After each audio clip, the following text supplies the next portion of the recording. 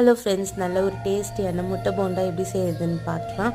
ஒரு குட்டி கப்பில் 1/2 டீஸ்பூன் அளவுக்கு ஜிஞ்சர் கார்லிக் பேஸ்ட்டு, அதில் கொஞ்சமாக சால்ட் ஆட் பண்ணிக்கோங்க. சில்லி பவுடர் ஒரு 1/2 டீஸ்பூன் ஆட் பண்ணிக்கோங்க.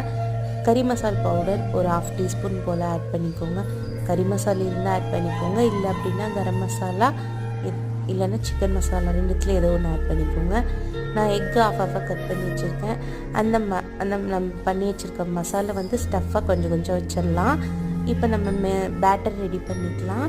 நான் எடுத்துக்கிறது சக்தி பஜ்ஜி போண்டா மிக்ஸ் தான் எடுத்துருக்கேன். இப்போ எல்லாருமே அதுதானே யூஸ் பண்ணுறோம்.